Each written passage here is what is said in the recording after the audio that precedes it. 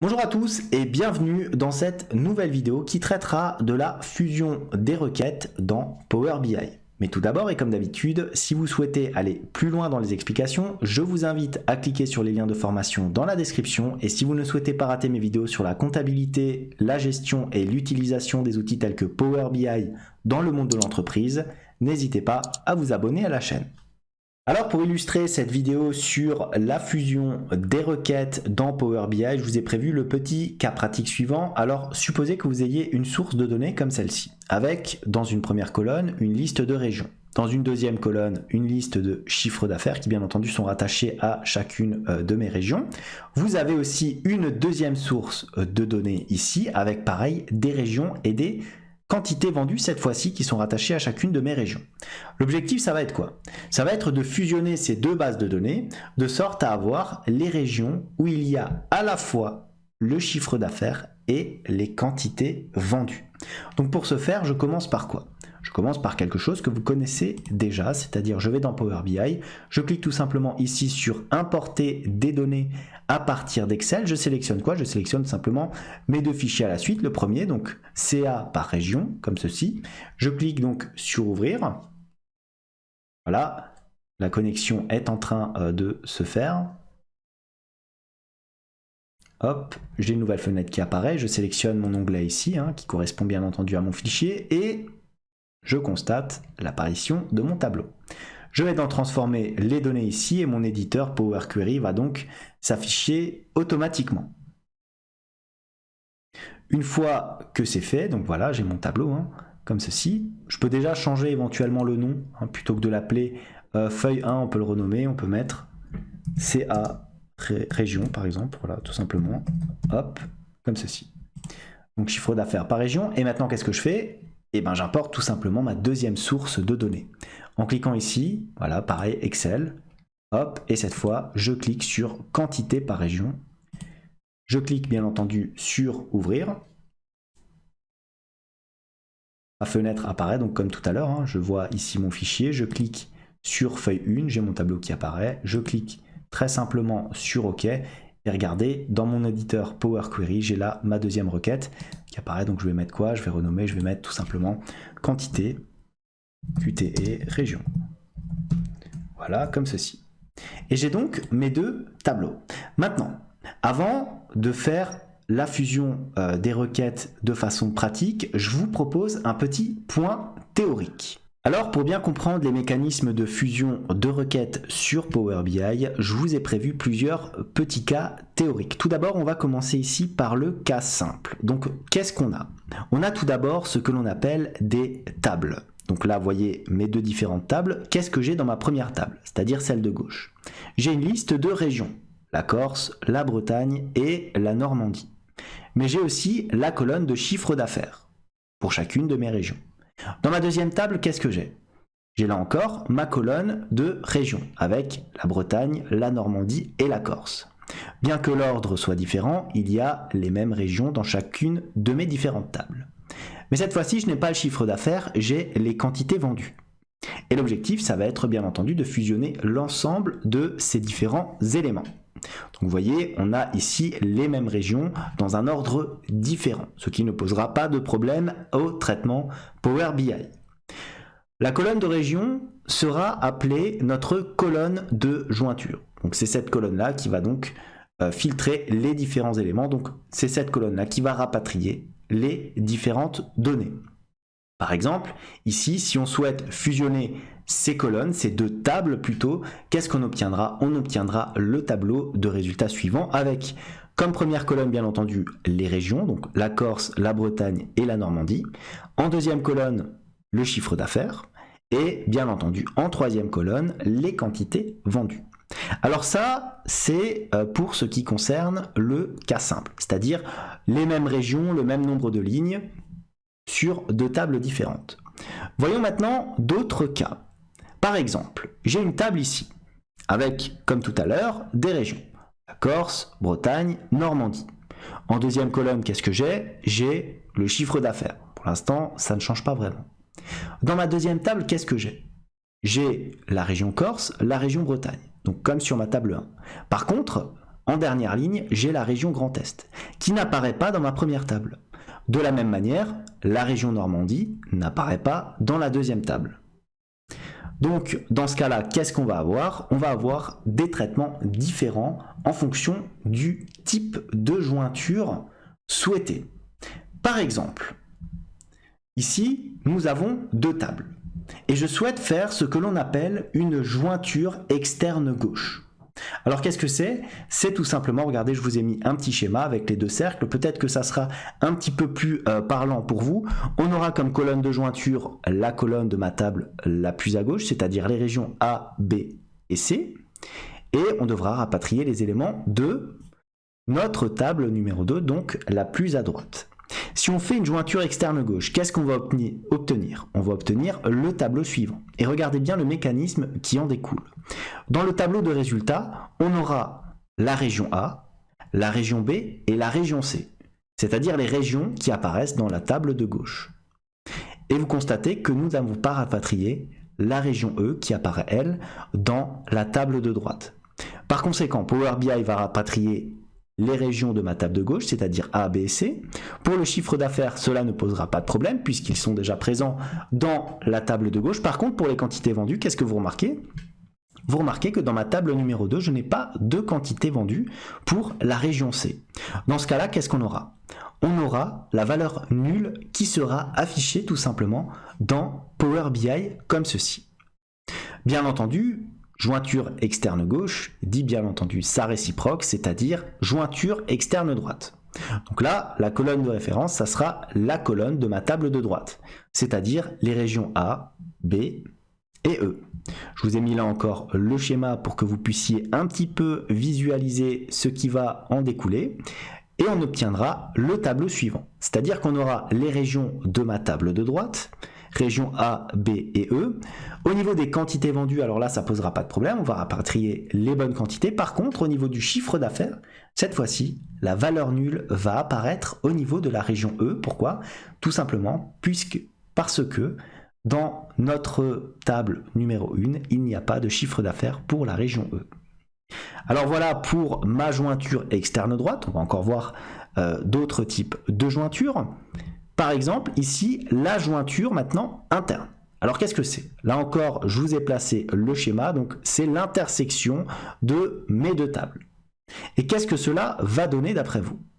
Il faudra sélectionner tout simplement les éléments de ma colonne de jointure apparaissant et dans ma table numéro 1 et dans ma table numéro 2. Dans le cas présent, quelles sont les régions qui apparaissent dans les deux tables? C'est les régions A et B. On obtiendra donc le tableau suivant, avec en région A, en région B, et bien entendu la colonne de chiffre d'affaires, mais aussi la colonne des quantités vendues. Nous n'allons pas rapatrier la région C, puisqu'elle n'apparaît pas dans la table numéro 2, et de la même manière, nous ne rapatrions pas non plus la région E qui n'apparaît pas dans la table numéro 1. Donc voilà pour la fusion des requêtes avec une jointure interne. Maintenant, autre type de fusion, la jointure externe entière.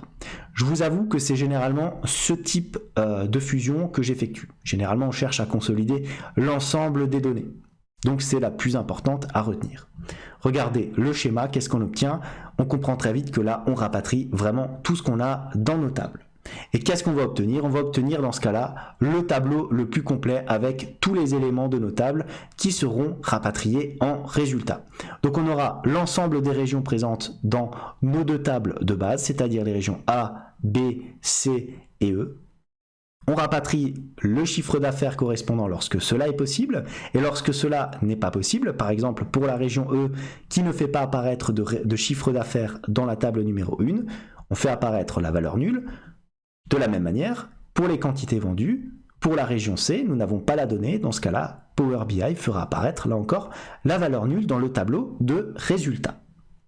Maintenant, autre type de jointure un petit peu plus spécifique, et j'avoue qu'on n'utilise pas vraiment souvent. La jointure anti-gauche. Regardez le schéma, là on va prendre exclusivement les données qui apparaissent dans ma table de gauche. Et dans ce cas-là, qu'est-ce qu'on va obtenir? on va obtenir uniquement la région C. Pourquoi? Parce qu'elle apparaît dans la table de gauche, mais pas dans la table de droite. Les régions A et B sont dans la table de gauche et dans la table de droite, par conséquent on ne peut pas les prendre, et bien entendu la région E qui apparaît dans la table de droite ne doit pas être prise. Donc on obtiendra tout simplement le tableau avec la région C, le chiffre d'affaires et les quantités vendues qui auraient ici une valeur nulle. La réciproque est bien entendu possible, avec quoi? Avec une jointure antidroite. Cette fois-ci, je vous remets le schéma, on va prendre uniquement les valeurs de la table de droite en excluant les valeurs qui seraient dans les deux tables et on obtiendrait le tableau suivant. Avec quoi? Avec la région E, un chiffre d'affaires nul et une valeur au niveau de mes différentes quantités vendues. Voilà ce que j'avais à vous dire au niveau théorique du fusion des requêtes. Passons maintenant à un mode d'emploi un petit peu plus pratique sur Power BI. Et donc nous revoilà sur notre fichier Power BI afin de faire la fusion de nos deux différentes requêtes. Souvenez-vous de ce que je souhaite avoir. Je souhaite avoir les régions dans un seul et même tableau qui contiennent à la fois un chiffre d'affaires mais aussi des quantités vendues. Donc qu'est-ce que je vais faire? Je vais me placer éventuellement ici dans ma première requête. Ensuite, pour fusionner des requêtes, regardez, c'est marqué ici, fusionner des requêtes. Très simplement, alors si l'écran est un peu moins large chez vous, il faudra bien entendu cliquer sur le groupe combiné ici avant d'avoir accès à fusion des requêtes. Vous cliquez sur la petite flèche et vous sélectionnez fusionner des requêtes ici. Comme ceci. Vous allez avoir une nouvelle fenêtre qui va donc apparaître avec l'ensemble des différents éléments. Donc voilà ce que vous allez devoir remplir. Qu'est-ce qu'on a? Sélectionner une table et les colonnes correspondantes pour créer une table fusionnée. Donc les colonnes, ça sera quoi? Ça sera bien entendu ici l'ensemble de nos régions. Ensuite, on va sélectionner quoi? On va sélectionner, alors là c'est en haut et en bas, bien entendu ça correspond à gauche et droite dans la petite théorie que je vous ai présentée avant. Donc on va sélectionner maintenant les quantités puisque nous avons la table du chiffre d'affaires. Donc maintenant on prend la table de quantité comme ceci, donc très simplement. Je sélectionne ma colonne ici et regardez le type de jointure. Type de jointure gauche, alors c'est ce que je souhaite ici. Mais regardez ce qu'on a comme autre élément, on a l'ensemble des autres jointures, donc externe droite, toutes à partir de la deuxième, externe entière, interne, gauche opposée, droite opposée.